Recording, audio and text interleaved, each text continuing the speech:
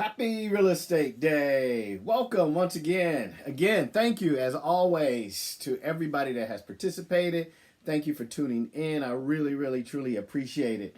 I want to first of all wish everybody a happy Juneteenth. And of course, I want to wish all the big papas out there happy Father's Day.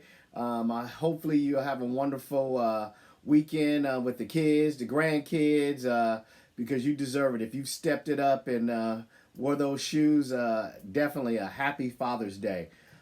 Today's topic is something that's what the Weekender is all about. The Weekender is truly was designed about weekend events, living a lifestyle, taking advantage of the Weekender, plus some real estate news. And so today's topic is we're going to talk about vacation homes. It's something that's true to my heart. It's something that I've invested in over the years of various types. It's something I'm really truly considering. If you know me well enough, when we get to the end, you'll know what I'm talking about. But a vacation home, I think, is just something that we need to consider.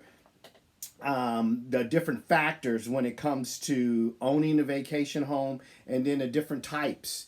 I just kind of want to, like I say, always educate individuals on my past experiences. Just to give you a quick, I actually even sold timeshares for 6 months out of the 20 years I was a licensed realtor. I even set up there at Wyndham and sold some timeshares just to show that some of the expertise that are out there.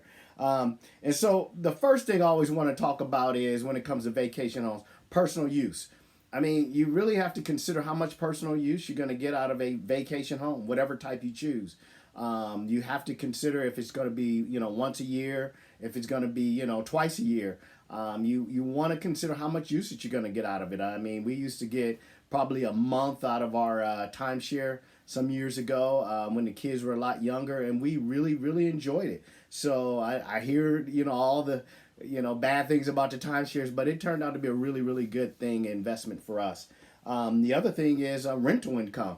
If you decide to buy a property, let's just say up in Tahoe, what type of income you might get from it if you decide not to actually, utilize it as just strictly as a vacation home. It's something you want to consider if you, decide to invest in like Tahoe or even Park City, which I looked at some years ago.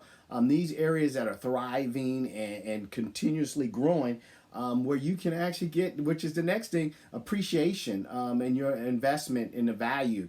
A lot of people don't realize a lot of times if you find the right opportunity and you invest early, because I know people that bought an incline years ago. I mean, they pay literally pennies on a dollar compared to what a $3 or $4 million condo or a cabin up in incline costs these days. So you want to consider that. I mean, don't just look at it as a loss or just an opportunity. Which I would say an expense. If it's the next step is an expense. Next would be, what are some of the other benefits?